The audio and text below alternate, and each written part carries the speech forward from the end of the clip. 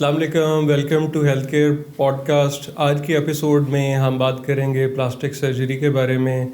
और मैं वेलकम करता हूं प्रोफेसर डॉक्टर फ़रीद अहमद ख़ान साहब को, जो कि लाहौर के सीनियर लीडिंग प्लास्टिक सर्जन हैं और फॉर्मर चेयरमैन हैं शेख ज़ायद हॉस्पिटल के।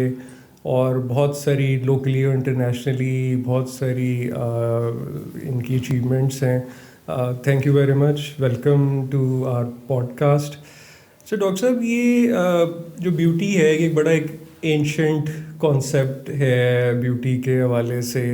और वो देखें, पहले तो कुछ आई थिंक फूलों को और शायद उससे ब्यूटी का कलर शुरू हुए, फिर ब्यूटी मतलब फिर मेकअप जो है फॉर्मल एक शुरू इंडस्ट्री बन गई। फिर आहिस्ता आहिस्ता हमने देखा कि लोगों ने, मुझे याद है बचपन में वो जो तस्वीरें उतरती थी ना, उस पर वो ब्रश से तस्वीरों को एडिट करना शुरू किया। अच्छा, फिर ये डिजिटल टेक्नोलॉजी आई तो इस पे तो फ़िल्टर्स ही आ गया है। वो कई दफ़ा ऐसे होता है कि आप किसी को देख रहे हैं मोबाइल पे या फेसबुक पे और आप उसको एक्चुअली मिलें तो कई देर आप पहचान ही नहीं पाते कि कोई इतने फ़िल्टर लगे होते हैं कि वो आपको लगता ही नहीं है कि ये असल बंदा जो है वो कॉल है। और फिल्टर्स का इतना, अब ये एक अगली स्टेज ये आ गई कि तस्वीरों मेकअप फ़िल्टर, और अब ये कि लोगों ने अपने आप को फ़िल्टर लगवाना शुरू कर दिया कि ये जो एक आइडियल ब्यूटी का जो कॉन्सेप्ट है, और उसमें अब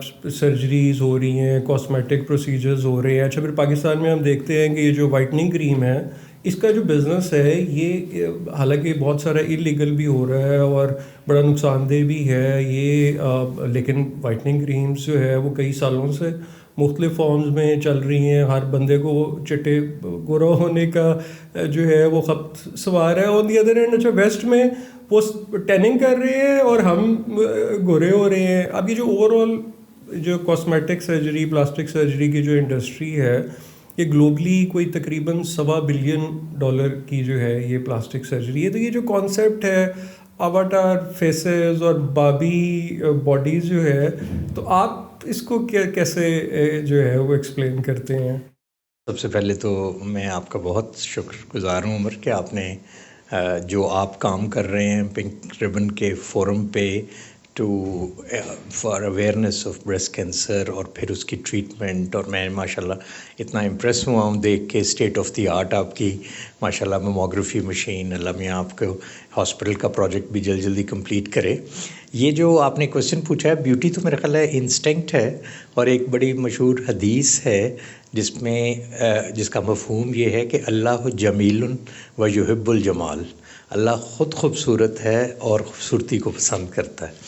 लेकिन वो, और फिर आपने ये मुहावरा तो बड़ा सुना होगा कि beauty lies in the eyes of the beholder. तो ब्यूटी के स्टैंडर्ड्स हमेशा मुख्तलिफ रहे हैं, लेकिन एक बात फॉर श्योर है कि आप इसको 1/3 2/3 की रेशो पे देख लें, आप इसको 1.61 की गिवन चीज़ रेशो पे कर लें, आप गोल्डन ट्रायंगल बना लें तो। लेकिन अब जो प्रॉब्लम आया है, जो आपने बड़ा हाईलाइट किया है कि excess of everything is bad. आपको यू मस्ट ग्रेसफुली एज। अब उसके अंदर जो एवटार फेसेस जो आजकल आए हैं, जो एक आर्टिफिशियल ब्यूटी से आप भरे हुए हैं, और आपने बोटॉक्स, फिलर, फेस लिफ्ट और न जाने क्या क्या। मैं तो चूँकि ख़ुद प्लास्टिक सर्जन हूँ कॉस्मेटिक सर्जरी में, तो लोग ब्रेस्ट ऑगमेंट करवाते हैं। और फिर जो आपने फरमाया रंग गोरा करने वाली क्रीमें, अब इनमें हमारे यहाँ रंग गोरा करने वाली क्रीमों में अनफॉर्चुनेटली काफ़ी में मर्करी की मकदार इतनी ज़्यादा है कि वो आपके स्किन में कैंसर कर सकती है। और ये भी आपने बड़ी अच्छी बात की कि वेस्टर्न कंट्रीज़ में वो इसलिए टैन होना पसंद करते हैं कि अल्ट्रा वायलेट लाइट जब गोरे रंग पे पड़ती है तो वहाँ जो स्किन के कैंसर्स हैं वो बढ़ जाते हैं। दूसरी तरफ हम सबको एक शौक़ है और जुनून है कि बस हमने, क्योंकि सास साहिबा ने गोरी बहू लानी है, तो वो फिर हमारे पास वो सब चीज़ें एक हद तक ज़रूर ठीक हैं। और मेरे ख़्याल में अगर कॉस्मेटिक सर्जरी से कोई, हमें लोग सर्जिकल साइकेट्रिस्ट कहते हैं, मतलब आप अगर किसी की वेल बीइंग के लिए इफ़ यू लुक गुड, कोई बहुत फीनी लड़की है उसका आप नाक बेहतर कर दें, अगर कोई बहुत भद्दा फेस है उसको आप बेहतर कर दें, कुछ हद तक आप एज की भी प्रॉब्लम, आजकल मर्दों में बाल लगवाने का बड़ा है, और अगर आपको वो आपकी सेल्फ़ इस्टीम उससे बेहतर होती है तो मेरा ख्याल है इसमें कोई हर्ज नहीं है। और आप बड़े हैरान होते होंगे कि एक कॉस्मेटिक सर्जन का ब्रेस्ट कैंसर से क्या ताल्लुक़ है। तो वो मैं वाज़ेह आपको करता चलूँ कि जो आप प्लास्टिक सर्जन और कॉस्मेटिक सर्जन की मिसाल इस तरह लें कि जैसे एक आपने घर बनाया और उसके अंदर जो ईंटें और ब्रिक वर्क किया तो वो तो रिकन्स्ट्रक्टिव सर्जरी है, और जो आपने उसके बाहर पेंट किया, टाइल्स लगाई, वो कॉस्मेटिक सर्जरी है। अब इसके अंदर ब्रेस्ट कैंसर, जैसा कि आपने भी अपनी मुहिम में बड़ा बताया कि हमारे मुल्क में ख़वातीन का नंबर 1 किलर कैंसर है ये, और पूरी दुनिया में भी हम 9वें नंबर पे हैं ब्रेस्ट कैंसर के इंसिडेंस में इस मुल्क में।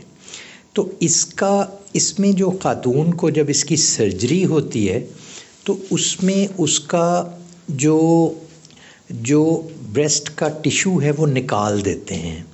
उस निकालने के बाद वो साइकोलॉजिकल ट्रॉमा, किसी खातून के चेहरे पे तेज़ाब डल जाए, उसका फिगर भद्दा हो जाए, तो वो ब्रेस्ट या छाती को काटने का साइकोलॉजिकल ट्रॉमा उससे भी ज़्यादा है। इसलिए बाहर के ममालिक में जहाँ मैं ट्रेन हुआ हूँ, इंग्लैंड में, अमेरिका में, हर जगह ये मस्ट है कि आप ब्रेस्ट कैंसर के साथ उसकी रिकन्स्ट्रक्शन यानी नया ब्रेस्ट बनाना, उसकी भी कंसल्टेशन और उसकी भी लाजमी दें, otherwise you are liable for a medical legal suit कि आपको ये हर हाल में ये एडवाइस देनी। उसके बहुत सारे मेडिकल फ़ायदे भी हैं। मेडिकल फ़ायदों में ये है कि जब आपको बाद में रेडिएशन मिलेगी तो अगर वहाँ एक अच्छा टिश्यू होगा तो आपको रेडिएशन के इफ़ेक्ट से आपकी छाती और बाकी चीज़ें बची रहेंगी। और इसके अलावा जो वेल बीइंग ख़वातीन को मिलती है कि चलें आपका एक माउंड है और अब हम निपल, एरियोला सारा कुछ रिकन्स्ट्रक्ट कर लेते हैं, और इंशाल्लाह आपका हॉस्पिटल मुकम्मल होगा तो हम कोशिश करेंगे कि वहाँ भी ये सर्विसेज मुहैया हों। अच्छा, ये जो आपने बिल्कुल बात की प्लास्टिक सर्जन और कॉस्मेटिक सर्जन, मुझे तो इनफैक्ट मुझे भी ये डिफरेंस नहीं पता था जब मैं आपके आने से पहले थोड़ी सी रिसर्च कर रहा था। तो अगर आप इसको बिल्कुल लेमैन टर्म में बताएं, क्योंकि ये मुझे पता लगा कि ये दो मतलब different, plastic surgeon cosmetic surgery कर सकता है बट कॉस्मेटिक सर्जन जो है वो शायद प्लास्टिक सर्जरी नहीं कर सकता। तो इसका थोड़ा सा एक लेमैन के लिए थोड़ा सा आप बताएंगे? जी, ये बड़ा आपने बड़े जोक सुने होंगे कि प्लास्टिक में कहीं हम प्लास्टिक तो नहीं लेके लगा लेते, और अगर आप अपना प्लास्टिक लाएंगे तो कितना खर्चा आएगा। असल में प्लास्टिक जो है वो एक लैटिन वर्ड है प्लास्टिकोस, उससे निकला है, जिसका मतलब ये है कि टू मोल्ड, यानी आपने अपने जिस्म के किसी उज़्व को ढालना है। अब प्लास्टिक सर्जरी की बहुत सी ब्रांचेस हैं, जिनमें से एक रिकन्स्ट्रक्टिव सर्जरी है, जिसका मतलब है कि जिस्म का कोई भी हिस्सा कट गया तो आपने वो नया बनाना है। मसलन कोई बच्चा कान के बगैर पैदा हुआ, आपने वो कान को रिकन्स्ट्रक्ट करना है। कोई बच्चा आपने देखा होगा लिप के साथ, पैलेट के साथ पैदा हुआ, जिसका लिप नहीं था, जिसको आप चांद ग्रैन या खंडा लिप कहते हैं, उसको हमने रिपेयर करना है। किसी बंदे का कोई भी जिस्म, जिस तरह कैंसर के साथ आपने किसी के मुंह का कोई हिस्सा काट दिया तो उसको रिकन्स्ट्रक्ट करना है। ये बहुत चैलेंजिंग और बहुत डिमांडिंग फील्ड है। पूरी दुनिया में इसकी ट्रेनिंग में, जैसे मैंने पहले इंग्लैंड से FRCS जनरल सर्जरी में किया, किंग एडवर्ड से तालीम मुकम्मल करके फिर FRCS किया, फिर प्लास्टिक सर्जरी की फर्दर ट्रेनिंग की। So this is a super speciality. जब आप प्लास्टिक सर्जरी मुकम्मल कर लेते हैं तो उसके बाद आपको कॉस्मेटिक सर्जरी में एक अलहदा एक्सपर्टीज़ लेनी पड़ती है। सो गोया आपके लिए, हमारे लिए एक प्राइमरी या एक इनिशियल लेवल की क्वालिफ़िकेशन तो मेडिकल है या सर्जरी है, और उसके बाद आपने, क्योंकि कॉस्मेटिक सर्जरी में जो भी आपने काम करना है वो आपका ज़ाहिर हो जाना है। तो उसमें गलती की गुंजाइश कोई नहीं है। आपने अपेंडिक्स के अंदर कोई टांका इधर उधर भी लगा दिया तो कोई बात नहीं, लेकिन चेहरे का अगर किसी का ज़रा सा भी डिसफिगर हो जाए, इसलिए ये फील्ड बहुत कॉशियस मांगती है। और लेकिन अनफॉर्चुनेटली हमारे मुल्क में भी और इवन बाहर भी एवरीबडी, क्योंकि ये ल्यूक्रेटिव है और सारा है, everybody tries and take a shortcut. और वो समझते हैं कि थोड़ा सा एक सर्टिफिकेट कर लिया, इवन क्वैक्स भी अब मुख्तलिफ फील्ड्स वाले 2-4 लेज़र मशीनें रखी और वो कॉस्मेटिक सर्जन बन जाते हैं। तो मेरी आपके थ्रू ये भी बड़ी इल्तमास है कि एक तरफ तो हम हैं जो 35-40 साल का कशक काट के और फिर इस फील्ड में आए, और दूसरी तरफ एक बच्चा है या बच्ची है जिसने घर से करके इवन डॉक्टरी भी नहीं की, कोई फार्मासिस्ट है, कोई फिजियोथेरेपिस्ट है। तो लेकिन इनमें और उनमें फ़र्क बेअंदाज है। और मेरा ख्याल है जहाँ अगर ख़वातीन अपने कपड़े चूज़ करने 3 दुकानों पे जा सकती हैं, तो किसी मुस्तनद डॉक्टर के पास जाना, क्योंकि वो आपको कोई कमर्शियल आदमी ये नहीं बताएगा कि रंग गोरा करने वाली कौन सी क्रीम आपके लिए इंजूरियस है और कौन सी क्रीम आप किस वक्त क्या लगा सकते हैं और उससे क्या इफ़ेक्ट होगा। आई थिंक क्योंकि वो ब्यूटी के ऊपर लोग इतना एक्सप्लॉइट हो जाते हैं। अब आप ये देखें कि कुछ अरसे में ही लाहौर में एस्थेटिक्स जो क्लिनिक्स और ये इतना काइंड ऑफ वायरल मुझे तो लगता हो गया। और वही बात कि अब वो कि जी वो क्वालिफाइड डॉक्टर है नहीं है, सिर्फ उसने कुछ एक शॉर्ट कोर्स कर लिया है, उसने मशीन रख ली है वो लेज़र से और चीज़ों से। अब ये वायरल मतलब है, वी वुड इंशाल्लाह इसके ऊपर हम बात करते रहेंगे ताकि लोगों को इसके डिफरेंस जो है ये पता लगे।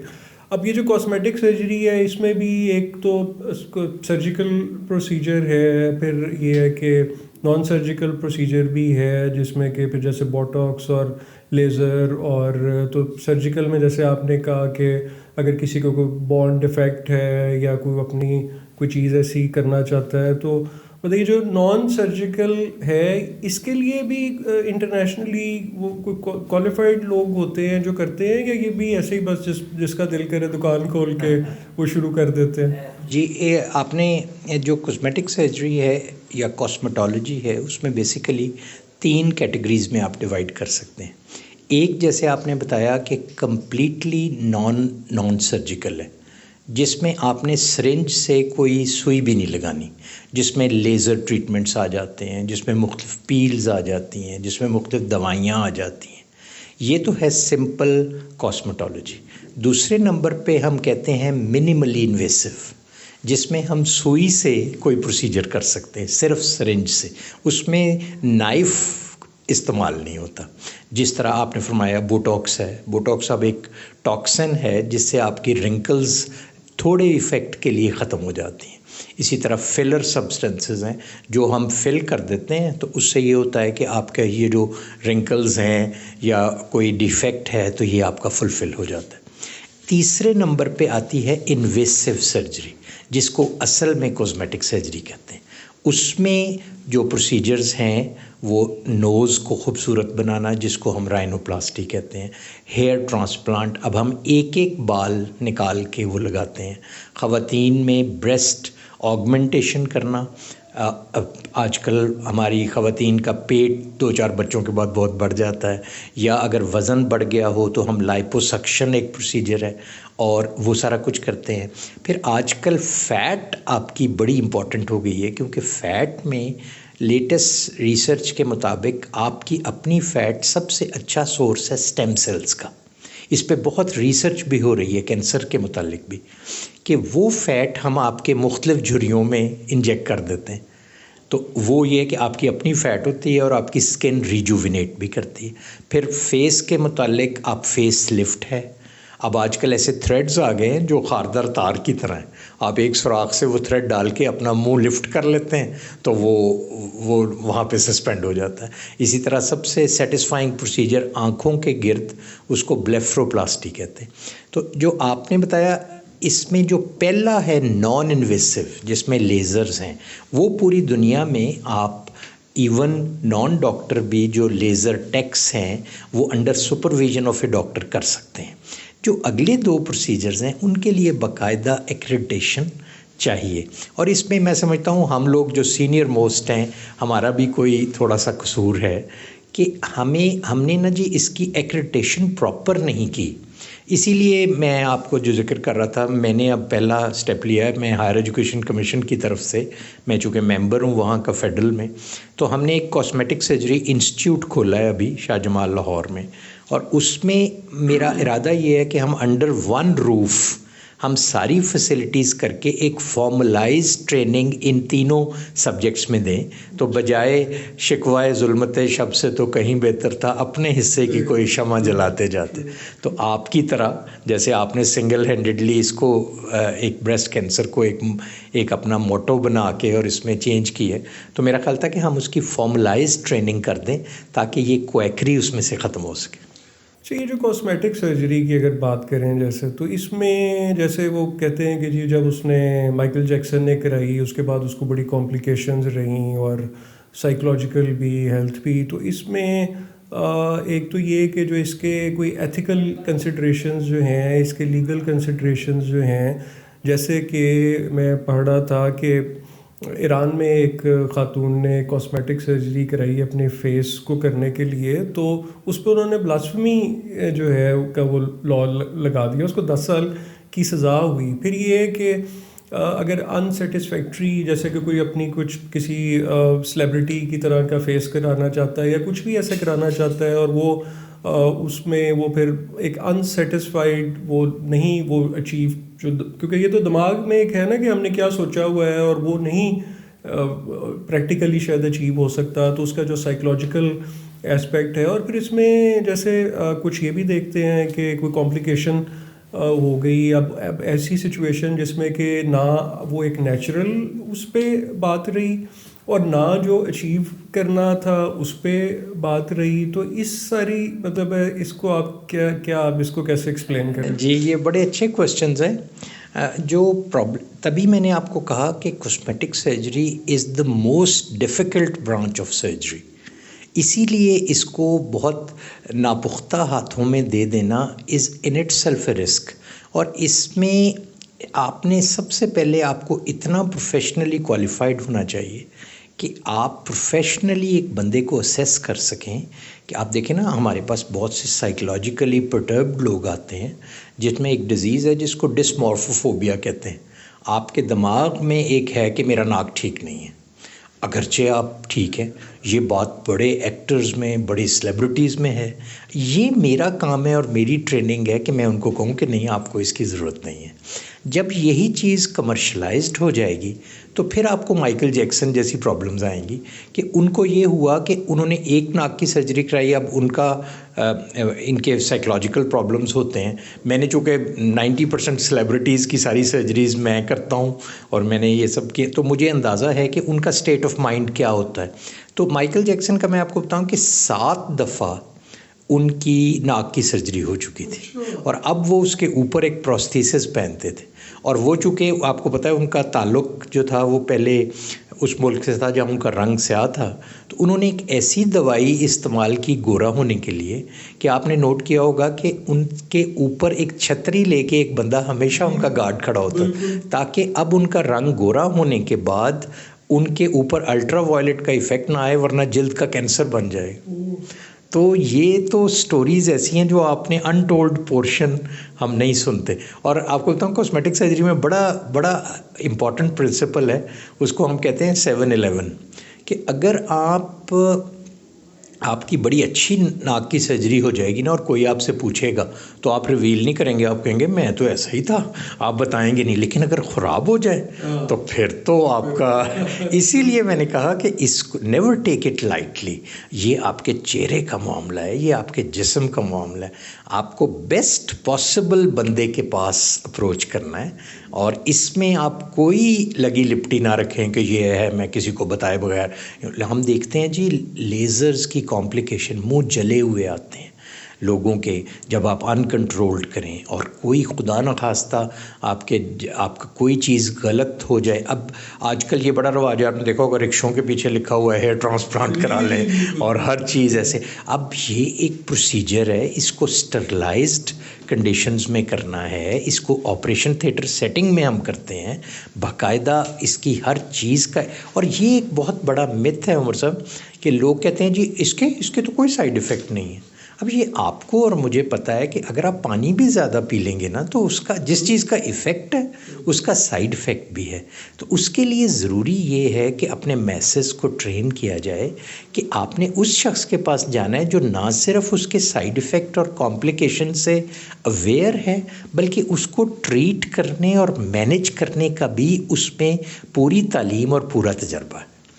तो वैसे ही इसकी हमारे यहाँ इसकी कोई लीगल बाइंडिंग देखे ना। अब एक शख्स आए, एक खातून आए कि जी वो कहे जी मैंने तो ये तस्वीर है इसकी तरह की शक्ल बना लेनी है, तो अब इसकी कोई एथिकल कोई लीगल भी एक बाइंड कोई है या बस मतलब है जो भी।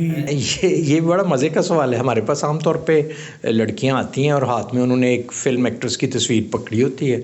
अब आपका अगर फेस का फ्रेम बहुत चौड़ा है और आपने अदाकारा रेखा की तस्वीर लेके आपने कहना है मुझे इस तरह का नाक बना दे, तो हमारे लिए हम जो अपने स्टूडेंट्स को भी टीच करते हैं तो ये एक रेड सिग्नल है। इसका मतलब है she is not fit enough for any cosmetic surgery. और इसका मैं पीएमडीसी की डिफेंस काउंसिल का भी मेंबर हूँ। तो आप हैरान होंगे कि वहाँ जो मैक्सिमम केसेस लॉ सूट्स होते हैं पीएमडीसी में वो या गायनिक से रिलेटेड हैं और उसके बाद कॉस्मेटिक सर्जरी से रिलेटेड है, क्योंकि लोग इसको बहुत लाइटली समझते हैं। और आगे भी अगर आप इसको कोई सीरियस आदमी नहीं है जो इसकी इम्प्लिकेशन देख सकता है तो वो तो फिर कॉन्सिक्वेंसेस आर वेरी ग्रेव।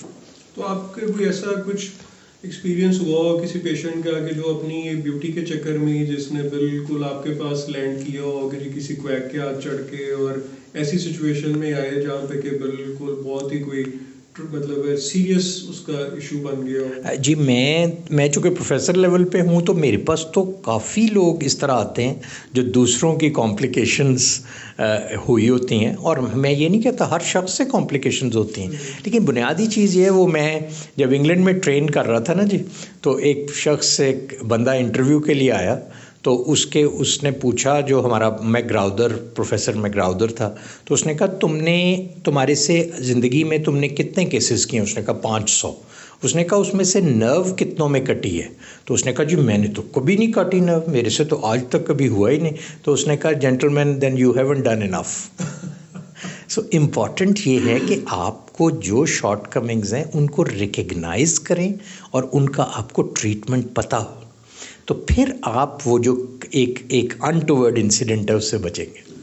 अच्छा, पाकिस्तान में जो अब इससे रिलेटेड क्या जनरली ट्रेंड है कि जो लोग आते हैं वो ज़्यादातर किस चीज़ के लिए आते हैं, वो क्या करवाना चाहते हैं? अच्छा, फिर कौन सी एज ग्रुप जो है वो आप देखते हैं कि ज़्यादा लोग इसके लिए साइकोलॉजिकली ज़्यादा बहुत चाहते हैं कि वो कुछ इस तरह का करें? अच्छा, बड़े इंटरेस्टिंग बात है। मेरा एक हार्ले स्ट्रीट लंदन में भी हम दोस्तों का एक क्लिनिक है, तो जो वहाँ पे 9 ख़वातीन थीं और 1 मर्द था जो कॉस्मेटिक सर्जरी के लिए आते थे। यहाँ in contrast to that the ratio is 50%।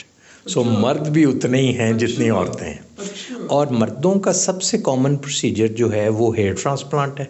और मर्दों को ये होता है कि पता ना चले किसी को हेयर ट्रांसप्लांट का, तो हम ये करते हैं कि उनकी बैक से कुछ फ्रिल छोड़ के और बैक से एक एक बाल ले लेते हैं और पीछे से वो बाल रख लेते हैं और आगे थोड़े थोड़े करके वो बाल लगाते हैं ताकि पता ना चले। तो अब मैं इस सीने में बड़े बड़े राज दफन है कि किन किन लोगों के वो लगे हुए हैं। फिर उसके बाद मर्दों में उसके बाद कॉमन है आँखों की सर्जरी। अब कोविड के बाद लोग मास्क पहन लेते हैं तो फेस तो थोड़ा छुप जाता है, लेकिन आँखों की रिंकल्स बड़ी वाजे हो जाती हैं। फिर उसके बाद फेस लिफ्ट है और मर्दों के आजकल पेट बड़े हुए हैं तो उसकी लाइपोसक्शन। ख़वातीन में सबसे कॉमन प्रोसीजर नोज़ जॉब है यहाँ, क्योंकि आपको पता है सासों को 7वां नाक पसंद है। और उसके बाद ब्रेस्ट ऑगमेंटेशन। अब आजकल हम ब्रेस्ट ऑगमेंटेशन सिर्फ आपकी अपनी फ़ैट से ही कर लेते हैं, तो आपका पेट भी कम हो गया, you by one get one free, आपके पेट से फैट निकाली और वो ब्रेस्ट में बगैर किसी स्कार के डाल दी और वो स्टेम सेल से रिजुविनेट भी हो जाएगी। तो वो इम्प्लांट्स वगैरह अब हमने, क्योंकि कॉस्ट उसकी ज़्यादा होती है तो वो हम काफ़ी कम कर लेते हैं। ग्रुप ऑफ पीपल, ये इंस्टाग्राम और इस ईरा के बाद that has shifted to little younger age group, तो वो अब काफ़ी यंग लोग भी आते हैं, तो इसलिए उनको फ़िल्टर करना। सेलिब्रिटीज़ तो ऑलमोस्ट ऑलवेज़ कराते हैं क्योंकि उनका तो ऑक्यूपेशनल नीड है ना। दूसरे लोग, बाज़ लोगों की बड़ी जेन्युइन नीड्स होती हैं। मसलन एक लड़की का नाक मोटा है और उसकी शादी इस बात पे नहीं हो रही, मेरा ख्याल है बड़ा जेन्युइन रीज़न है। अगर कोई औरत है और उसका बिल्कुल सैग कर गया फेस या उनका कोई, तो वो तो ठीक है। अब बाज़ लोग बड़े अननेसेसरी डिमांड्स के साथ आते हैं, तो उनमें we would not like them to have avatar faces कि आपकी शक्ल से ही पता चले कि इन्होंने। हमारी प्लास्टिक सर्जरी में एक और जो सबसे इम्पॉर्टेंट एस्पेक्ट है वो बर्न सर्जरी है। और बर्न सर्जरी में माशाल्लाह मुझे एजाज़ है कि जो किंग एडवर्ड का मेयो का सबसे बड़ा पाकिस्तान का बर्न सेंटर है वो मैंने बनवाया हुआ है। और burn is such A calamity कि हम, मेरा ख्याल है प्लास्टिक सर्जन जहाँ कॉस्मेटिक करते हैं वहाँ अल्लाह ने हमारी आजमाइश के लिए हमें साथ बर्न भी दिया हुआ है। अब ये आप देखिए कि ये रिकन्स्ट्रक्टिव और कॉस्मेटिक, जैसे आप फरमा रहे थे, कैसे अमलगमेट करते हैं कि अगर बर्न किसी का फेस जला हुआ है और आपने वहाँ ग्राफ्ट लगा दिया, अब वहाँ पे वो जगह अभी भी ग्राफ्टेड है और आप उस पर बाल लगा दें दाढ़ी के, तो है तो ये कॉस्मेटिक लेकिन असल में ये रिकन्स्ट्रक्टिव होगी। इसलिए कॉस्मेटिक की ट्रेनिंग से पहले you need to be a full fledge surgeon before you acquire this training. अच्छा, ये आपने सेलिब्रिटीज़ और एक्टर्स की बात की, तो ये हम तो टीवी पे देखते हैं, हमें लगता है बड़े जी उनके खूबसूरत चेहरे हैं, बड़े कॉन्फिडेंट हैं, तो ये मतलब आपका क्या एक्सपोजर, मतलब क्या? मैं आपको बताऊं, हमें कदम कदम पे अल्लाह का शुक्र अदा करना चाहिए, because this is a complete virtual world. मैंने जितने डिससेटिस्फाइड, ये मैं हर तरह के पॉलिटिशियंस, सेलिब्रिटीज़, एक्टर्स, एक्ट्रेसेस का जनरली मैं ही करता हूँ। मैंने इन लोगों को जितना डिससेटिस्फाइड देखा है ना, शायद और किसी कम्युनिटी को नहीं देखा। ये लोग अपनी एज के साथ, जब इनकी फेम कम होती है, ये उसके साथ कोप नहीं कर पाते।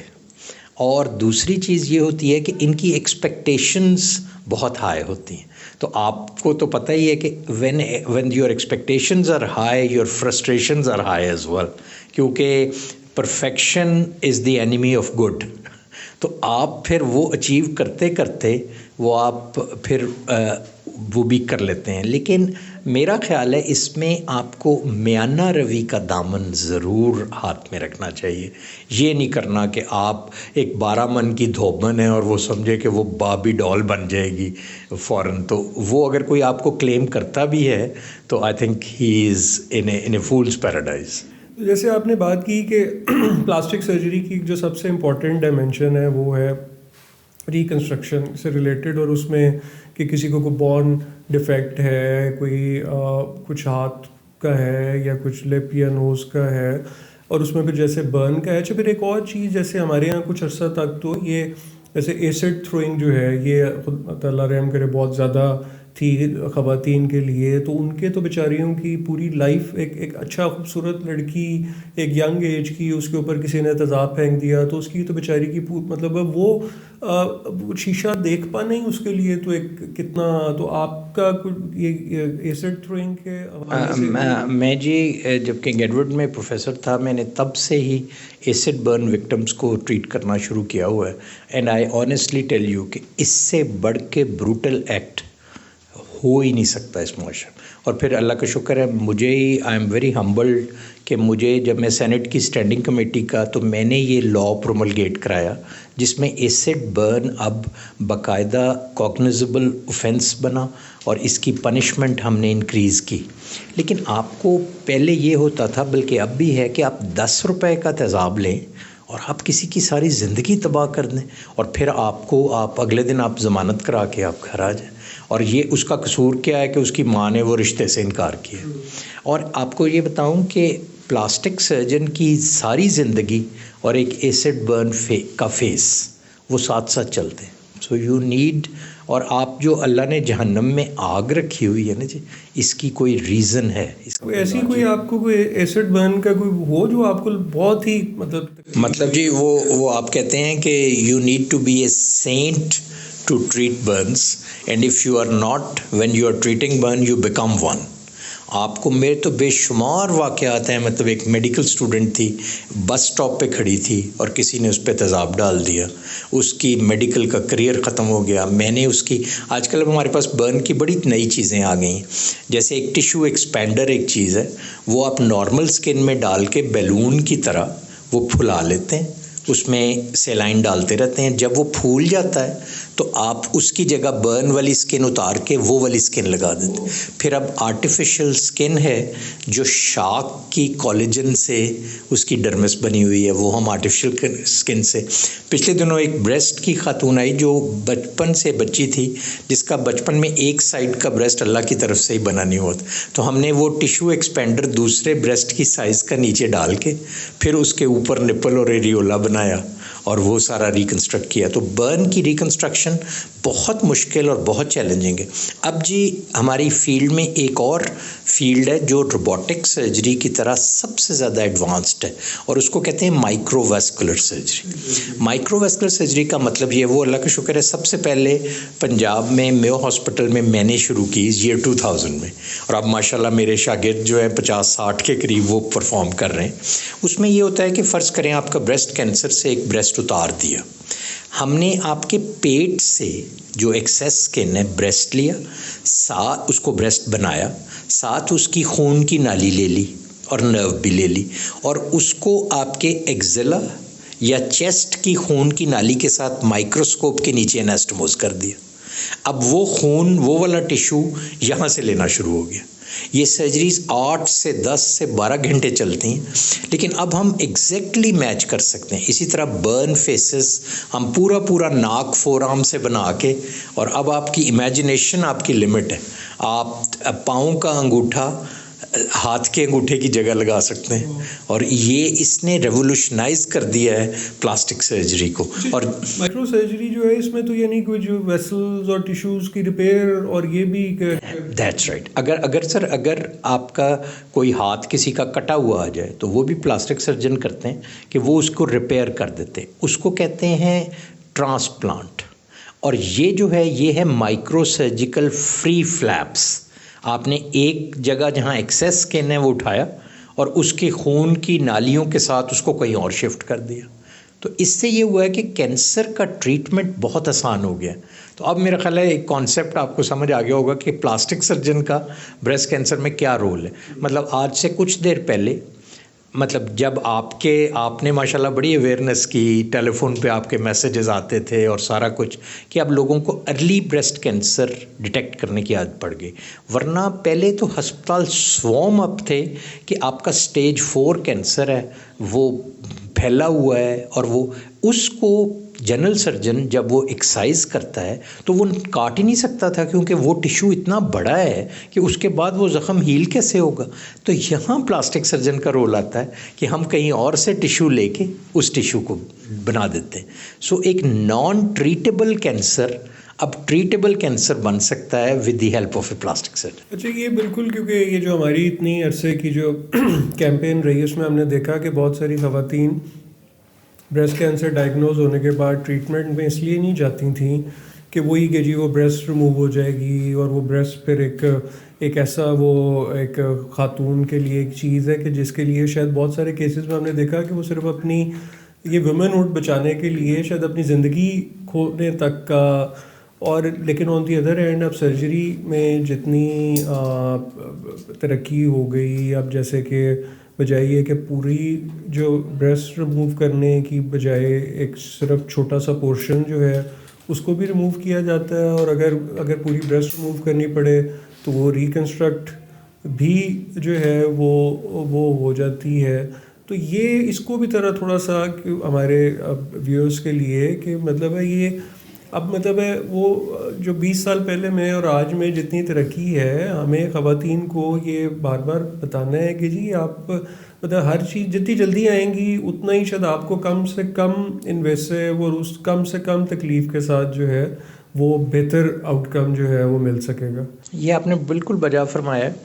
अब पहले ज़माने में ये होता था जी कि वही आपने जैसे बताया कि आपको पूरा ब्रेस्ट रिमूव करना पड़ता, बल्कि उसके नीचे जो मसल और हड्डियां तक होती थी हम वो भी निकाल देते थे। अब एक नई फील्ड आई है जिसको ऑन्कोप्लास्टिक सर्जरी कहते हैं, जिसका मतलब है कि ये याद रखिए कि ब्रेस्ट कैंसर एक ऐसा कैंसर है जो ट्रीटेबल है। ये उस तरह का कैंसर नहीं है ब्लड कैंसर की तरह जो आपके सारे खून में फैल गया। आप इसको जितना अर्ली डिटेक्ट करेंगे उतनी सर्जरी भी छोटी है। अब मसलन जी आपने जैसे जिक्र किया कि आपके अगर फ़र्ज़ करें आपने ख़ुद पेल्पेट किया और आपको फ़ील हुआ, आपने आउटर आपके हिस्से में ब्रेस्ट के किसी खातून के छोटी सी गिल्टी है, हमने वो गिल्टी प्लास्टिक सर्जन ने या जनरल सर्जन ने वो निकाली, वो कैंसर निकली, हम उसके गिर्द का टिश्यू निकालेंगे, कोई ब्रेस्ट को काटने की ज़रूरत नहीं, और उसके अंदर उसी की फ़ैट कहीं से भर देंगे या कोई गोश्त का टुकड़ा अंदर से ही लगा देंगे। They would be no scar and she would have the same quality of life as a normal woman. लेकिन अगर आप ये इंतज़ार करते रहें कि ये पता नहीं क्या है, मैं झिझकूँ, मैं ना जाऊँ या कुछ करूँ, और जब वो एडवांस डिजीज़ हो जाए तो उसका लेकिन अब उसका ट्रीटमेंट भी पॉसिबल है। असल बात ये, तो आपने अपने आप जैसी ऑर्गेनाइजेशंस बड़ी खराज तहसीन में पेश करता हूँ कि आपने जिस तरह इसको आजकल के महंगे जहाँ तिब्बी तहकीक और तिब्बी सहूलियात इतनी महंगी हो गई हैं, आप ये सहूलत, अब मुझे बड़ी खुशी हुई देख के कि यहाँ किसी इस जगह पे किसी ऐसी खातून को वापस नहीं किया जाता कि मेरे पास पैसे नहीं हैं तो मैं मेमोग्राफी ना करा सकूँ। तो 40 साल से ऊपर की ख़वातीन कम अज़ कम साल में एक दफ़ा खुद अपना मैनुअल एग्ज़ामिनेशन करें, और कोई गिल्टी फील हो तो करीबी किसी मुस्तनद सर्जन को ज़रूर दिखाएं। और हमारा ये फ़ायदा है कि हम ऐसे स्कार से वो निकालते हैं कि वो स्कार बिल्कुल फ़ील नहीं होता। तो उसके बाद आपने हर अपनी स्क्रीनिंग ज़रूर करानी है। और कैंसर के मुताल्लिक ये आप देखिएगा कि कैंसर कम्प्लीटली ट्रीटेबल चीज़ है अगर आप उसको बहुत अर्ली अपना डिटेक्ट कर लें। तो मेरा ख्याल है अगर कोई टेक होम मैसेज आज का होना चाहिए तो वो ये है कि हर कैंसर के लिए कैंसर लफ्ज़ से बिल्कुल ना घबराएं। It is completely treatable as long as it is detected early, और आप जैसी ऑर्गेनाइजेशन के ताउन से बंदा उसको डायग्नोज कर ले और बहुत प्रॉम्प्ट उसका ट्रीटमेंट हो जाए। अच्छा, आप शेख ज़ायद हॉस्पिटल के चेयरमैन भी रहे, फिर इंटरनेशनली पाकिस्तान में भी बहुत सारे डिफरेंट रोल्स में, बड़े स्ट्रेटेजिक रोल्स में रहे।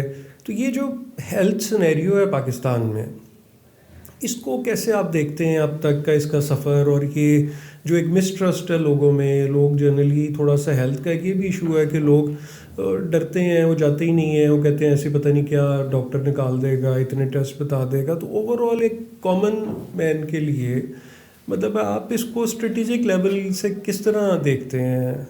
आपने ये तो मेरी दुखती रग पे हाथ रख लिया है। प्रॉब्लम ये है जी कि we are very much far behind in our health providing setup in Pakistan. और इसमें सबसे पहली चीज़ है जी मनी। और आप हैरान होंगे कि सिर्फ NHS इंग्लैंड का बजट पाकिस्तान के टोटल बजट से ज़्यादा है। सो आपको ये तो अंदाज़ा है। लेकिन दूसरी बड़ी वजह यहाँ का मैनेजमेंट लैक है। मतलब आप ये देखें कि हमारी प्रायोरिटीज़ बिल्कुल सेट नहीं है। हमें ये करना चाहिए कि प्राइमरी हेल्थ पे तवज्जो देनी चाहिए। जिस तरह के आप ब्रेस्ट कैंसर की प्रिवेंशन में अगर गवर्नमेंट इन्वेस्ट करे तो उसकी निस्बत ब्रेस्ट कैंसर फुल ब्लोन का ट्रीटमेंट वो बहुत ज़्यादा महंगा है। जिस तरह शेख ज़ायद में मैंने सबसे पहला ट्रांसप्लांट सेंटर कायम किया और हमने कोई 800 किडनी और कोई 125 लिवर सक्सेसफुली ट्रांसप्लांट की। लेकिन एक ट्रांसप्लांट में जितना खर्च आता है उससे 1/100 भी किसी की हेपेटाइटिस C को रिकवर करने में नहीं लगता। लेकिन दूसरी चीज़ ये है कि इसमें आप जैसी ऑर्गेनाइजेशंस, आपके इस सरकार में जहाँ पीनट्स है हेल्थ का बजट, आपको ये निजी शोबे के ताउन के बग़ैर ये मुमकिन नहीं। मैं आपको पंजाब की मिसाल देता हूँ क्योंकि मैं पॉलिसी लेवल पे रहा हूँ। पंजाब में टोटल तकरीबन 10,000 बेड हैं सरकारी सेक्टर में। हमारे जितने मेडिकल यूनिवर्सिटीज़ हैं इस वक्त पाकिस्तान में 31 मेडिकल यूनिवर्सिटीज़ हैं, सिर्फ पंजाब की मेडिकल यूनिवर्सिटीज़ के टीचिंग हॉस्पिटल के बेड्स भी 10,000 हैं। लेकिन वहाँ आपने देखा होगा, चूँकि मेडिकल कॉलेज गाय का दूध देने वाला हिस्सा है और हॉस्पिटल चारा खाने वाला हिस्सा है, इसलिए हर शख्स मेडिकल कॉलेज तो बना लेता है लेकिन उनके हॉस्पिटल नॉन फंक्शनल है। अगर गवर्नमेंट इसकी तरफ स्ट्रिक्टली ये पॉलिसी बना दे कि वो जब तक उनका हॉस्पिटल इस काबिल नहीं होगा, उनका मेडिकल कॉलेज नहीं चलेगा, तो आपको एक ही कानून के साथ आपको 10,000 बेड क्वालिटी के और मिल सकते हैं। असल प्रॉब्लम ये है कि हमने इस मुल्क में हर चीज़ को खुद बनाने और मैनेज करने का गवर्नमेंट ने कर लिया है। असल में गवर्नमेंट का काम रेगुलेट करना है in a better way and then let you people. लेकिन एक बात ज़हन में रखिएगा, हमारी हेल्थ के मुतालिक कहते हैं जी, it is the meanest of the trade but most sacred of the profession. जब हेल्थ ट्रेड बन जाएगी ना जी, फिर वो मीन काम शुरू हो जाएगा कि ये इसने इतने पैसे मांग लिए, इसने गलत ऑपरेशन कर दिया, इसने ये कर दिया। तो आप जैसी ऑर्गेनाइजेशंस का बहुत अच्छा रोल है। आप लोगों का काम है कि आप हम सब डॉक्टर्स को भी, जिस तरह मैं हूँ, मैं वॉलंटरली, मैंने आपको कहा हुआ है आपका हॉस्पिटल बनेगा, मैं फ्री ऑफ चार्ज हम यहाँ पे लोगों को वो सहूलत दे सकते हैं। इसी तरह आप जैसे ऑर्गेनाइजेशंस को गवर्नमेंट लेवल पे इनकरेज करना चाहिए। ये गवर्नमेंट का काम नहीं है कि वो टर्शरी हॉस्पिटल बना के फिर उनकी दीवारों के सीपेज और उनके छतों के टपकने को कंट्रोल करती रहे और डॉक्टरों को रेगुलेट करे। अब आप मुझे ये बताएं कि इतने बड़े इंस्टीट्यूशन बने हुए, मैंने शेख जायद में ये शुरू करने की कोशिश की थी। शाम को हर सरकारी अस्पताल का थिएटर 12 बजे बंद हो जाता। इतना वेल इक्विप्ड, आपके किसी प्राइवेट हॉस्पिटल का थिएटर सरकारी अस्पताल के थिएटर के करीब भी नहीं जा सकता इक्विपमेंट वाइज, और वो 12 बजे बंद हो जाता है क्योंकि उसके ओडीए ने कहीं और नौकरी करनी होती, उसके डॉक्टर ने अपनी प्राइवेट प्रैक्टिस करनी होती। आप उस डॉक्टर को क्यों नहीं लिक्रेटिव देते कि वो वहीं शाम को करे ऑपरेशंस और उनको यूज़ करे। अब जेल रोड पे, मैं सर्विसेज हॉस्पिटल को मैंने हेड किया हुआ है, आप देखें जेल रोड पे वो पूरी बिल्डिंग है, कितनी जगह है। आप उसको ज़रा सा थोड़ा सा आउट ऑफ बॉक्स सोचने की ज़रूरत है। अच्छा जी, लास्टली ये कि देखें आपने ये पिंक रिबन की जर्नी जो है ये को 20 साल हमें लगे, स्टार्टिंग उस पॉइंट से कि जब बात ही नहीं हो सकती थी, बहुत सारे साल बात नहीं हुई, और अब फिर ये जो अब का लेवल है, तो आप इसको किस तरह देखते हैं कि ये जो जर्नी है, आया आपको लगता है कि कोई हम एक इम्पैक्ट सोसाइटी में क्रिएट करने में कामयाब हुए हैं? कोई रेशो थोड़ी सी अर्ली डिटेक्शन की बड़ी है? मतलब क्योंकि आप जब हम कैंपेन रन करते हैं तो लोग सरकारी अस्पतालों में आते हैं, आपके पास आते हैं, तो आप इसको किस तरह हमारी जर्नी को एवेलुएट करते हैं? देखिए, मैं तो, मेरे पास I don't have words to praise you people. मतलब इस माशरे में कोई चैरिटी का काम करना और इस लेवल पे करना और इस सेंसिटिव टिशू के, इस सेंसिटिव एरिया के मुताबिक करना जहाँ नाम लेना भी बड़ा जुर्म समझा जाता हो, बहुत ही। और आप मज़े की बात आप देखें, आप माशाल्लाह, जब मैंने भी आपके साथ अक्टूबर के महीने में जब आप पिंक वीक या पिंक मंथ मनाते हैं और आपका, हमारे लोगों में इतनी अवेयरनेस आ जाती है कि हमारे सरकारी अस्पतालों में मरीज़ों की तादाद प्राइवेट हॉस्पिटल में, जो ख़वातीन कोई गिल्टी या कोई उनको फ़ील होती है, तो उनका इन्फ्लक्स कितने गुना बढ़ जाता है सिर्फ वो आपकी अवेयरनेस से।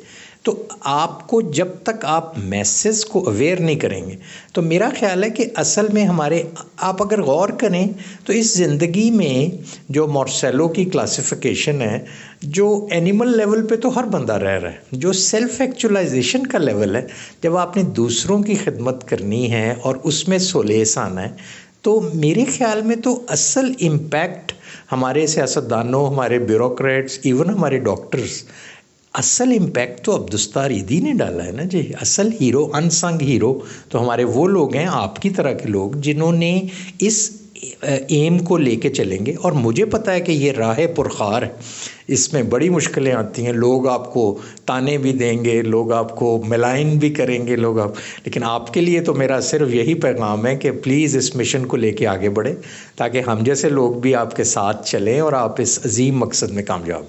बहुत शुक्रिया जी डॉक्टर साहब, आपसे हमेशा बात करके बड़ा अच्छा लगता है, बहुत सारी नई बातें आपसे सीखने को मिलती है और इंशाल्लाह हम मिल के ये बहुत सारी चीज़ें और भी करेंगे। और thank you very much. Thank you.